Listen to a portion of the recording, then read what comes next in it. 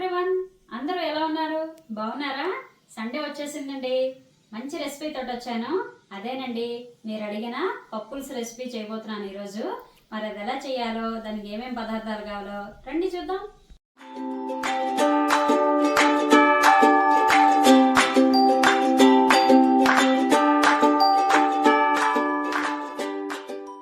నేను ఒక 3 ఉల్లిపాయలు, చిన్న ఉల్లిపాయలు తీసుకొని ఒక 3 ఉల్లిపాయలు తీసుకొని ఇలాగ పొడుగ్గా కోసుకున్నాను. అలాగే టమాటాలు ఒక 2 టమాటాలు తీసుకొని మీడియం సైజ్ టమాటాలు ఇలా ముక్కల కింద కోసుకున్నాను. నెక్స్ట్ ఒక 2 పచ్చిమిరపకాయలు, పెద్ద పచ్చిమిరపకాయలు ఇలా చీలికల్లా కోసుకున్నాను అనమాట. అలాగే బెండకాయ ఒక 4-5 బెండకాయలు ఇలా తీసుకొని ఇలా కట్ చేసేసుకోండి. నెక్స్ట్ ఒక ములక్కాడ ఇలా ముక్కలు చేసి పెట్టుకున్నాను. ఇప్పుడు మనం వీటిలన్నిటినీ ఒక గిన్నెలో వేసేద్దాం. ఉల్లిపాయలు, టమాటాలు, బెండకాయలు, పచ్చిమిరపకాయలు అన్నీ ఒక గిన్నెలో వేసేసుకోండి.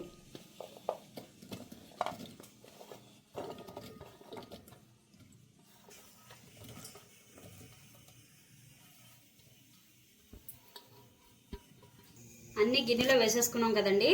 చూడండి, నేను ఒక పెద్ద నిమ్మకాయ సైజ్ అంత చింతపండు తీసుకున్నాను. దీన్ని ఇప్పుడు నానబెట్టుకుంటున్నాను.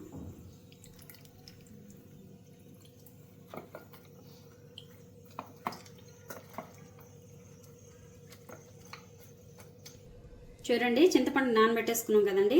ఇప్పుడు మనం ముక్కల్లోని 1/2 టేబుల్ స్పూన్ పసుపు,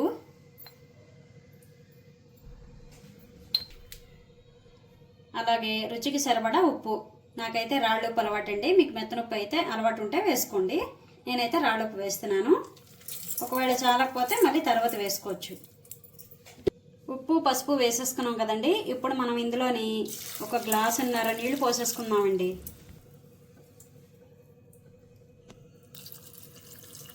చూడండి, నేనైతే ఈ గ్లాస్ తోటి 1/2 గ్లాస్ తోటి గ్లాసున్నర నీళ్లు పోసుకున్నాను. ఇక్కడ చింతపండు నానబెట్టుకున్నాం, ఇక్కడ ముక్కలు రెడీ చేసుకున్నాం ఉప్పు పసుపు వేసుకొని. ఇలా చూడండి, నేను పప్పులకి పప్పు ఉడకబెట్టేసుకున్నానండి. ముందేను కందిపప్పు ఉడకబెట్టుకోండి, కావాలంటే పెసరపప్పు కూడా ఉడకబెట్టుకోవచ్చు. చూడండి, పప్పు అయితే ఉడకబెట్టేసుకున్నాను. మరీ ఎక్కువ అవసరం లేదు పప్పు, ఒక టీ గ్లాస్తో పప్పు అయితే సరిపోతుంది. అలాగే పెసరపప్పు వేసుకున్నా కూడా చాలా బాగుంటుంది. నేనైతే కందిపప్పు ఉడకబెట్టుకున్నాను. ఇప్పుడు చూడండి, చింతపండు గుజ్జు తీసేసుకున్నానండి. ఇప్పుడు మనం ఇందులో వేసేసుకుందాం. చింతపండు గుజ్జు వేసేసుకున్నాం కదండి. ఒకసారి ఇలా శుభ్రం కలిపేసుకోండి.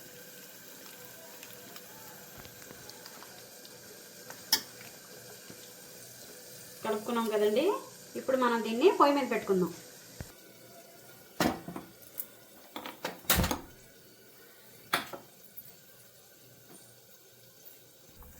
మూత పెట్టేసుకొని 1/2 గంట సేపు 20 నిమిషాల సేపు ఉడకనివ్వండి. చూడండి, పప్పు అయితే ఉడికిపోయింది. అలాగే ముక్కలు కూడా ఉడుకుతున్నాయి. ఈ ముక్కలు ఉడికే లోపల మీకు పప్పులుసు పొడి ఎలా చేయాలో చూపిస్తాను. చూడండి, ఒక 10-15 మిరియాలు, అలాగే 1/2 టేబుల్ స్పూను జీలకర్ర, అలాగే 1 టేబుల్ స్పూన్ ధనియాలు,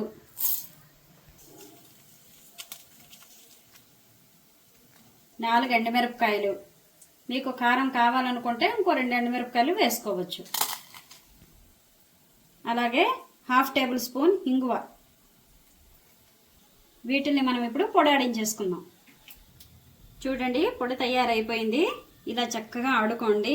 మీకు ఇంకొంచెం ఘాటు కావాలనుకుంటే మరో 4 మిరియాలు వేసుకోవచ్చు. పప్పులుసుకి అయితే ఈ పొడితోటే బాగా రుచి పడుతుందండి పప్పులుసు. చూడండి, ముక్కలు అయితే ఉడికిపోయాయండి. ఇప్పుడు మనం ఉడకబెట్టిన పప్పుని కొంచెం వేసుకుందాం. ముందే చెప్తున్నాను, ఎక్కువ అక్కర్లేదు పప్పులుసుకి, కొంచెం 1 గరిటెన్నర. నేను ఇందాక చెప్పాను కదండి, టీ గ్లాస్తో వేసుకోండి, పప్పు ఉడకబెట్టుకుంటే సరిపోతుంది. పెసరపప్పు అయితే కుక్కర్లో ఉడకబెట్టుకోకర్లేదు, మామూలుగా గిన్నెతో ఉడకబెట్టుకుంటే సరిపోతుంది. పెసరపప్పు అయినా బాగుంటుంది, కందిపప్పు అయితే బాగుంటుంది. పప్పు వేసేసుకున్నాం కదండి. ఇప్పుడు మనం ఏదైతే ఆడించుకున్నామో ఆ పొడిని వేసేద్దాం. పొడిని వేసుకున్నాక బాగా కలుపుకోండి. కొంచెం చిక్కగా అనిపిస్తుందంటే కొంచెం నీళ్లు పోసుకోవచ్చు. మీరు కూడా ఒకసారి ట్రై చేసి చూడండి, చాలా బాగుంటుంది. కొంచెం నేను నీళ్ళు పోసుకుంటున్నానండి, కొద్దిగా చిక్కగా అనిపించిందని. ఇప్పుడు మనం ఒక 4-5 ఉడుకులు రానిద్దాం.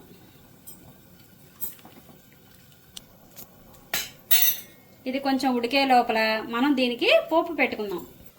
ఇప్పుడు మనం పొయ్యి మీద వేరే బాండీ పెట్టేసుకొని స్టవ్ వెలిగించుకుందాం. 2-3 చెంచాలు నూనె వేసుకోండి.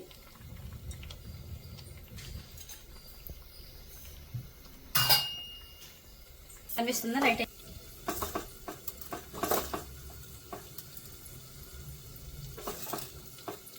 1/2 టేబుల్ స్పూన్ ఆవాలు,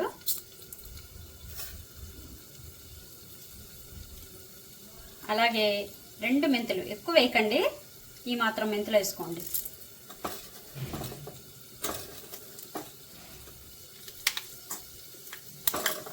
అలాగే 1/2 టేబుల్ స్పూన్ జీలకర్ర.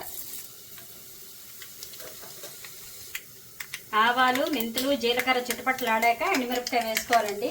వెంటనే వేసేస్తే మాడిపోతుంది ఎండుమిరపకాయ. 2 ఎండుమిరపకాయలు ఇలా ముక్కలు చేసి వేసేసుకోండి. ముందు మనం పొడిలో ఇంగు వేసుకున్నాం కదా, ఇప్పుడు కొంచెం పోపులో కూడా వేసుకోండి, కొంచెమే. అలాగే కరివేపాకు.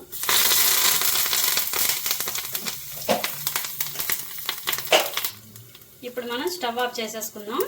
పోపుని పప్పులుసులో వేసేద్దాం.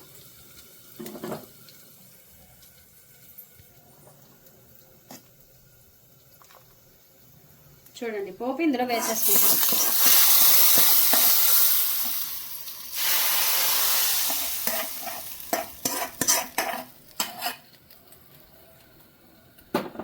ఇప్పుడు పైన కొత్తిమీర వేసుకుందాం.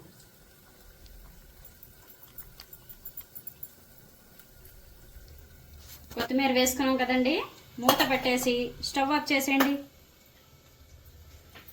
చూసారు కదండి ఎలా చేశానో. గుమగుమలాడే పప్పులుసు రెడీ అయిపోయిందండి, మీరు అడిగింది. మరి మీరు కూడా ఒకసారి ట్రై చేసి చూడండి, చాలా బాగుంటుంది. మరి ట్రై చేసి తిని ఎలా ఉందో నాకు కామెంట్ చేయండి. అలాగే ఈ వీడియో కనుక మీకు నచ్చినట్లయితే లైక్ చేయండి, షేర్ చేయండి, సబ్స్క్రైబ్ చేయండి. అలాగే నా ఛానల్కి సపోర్ట్ చేయండి.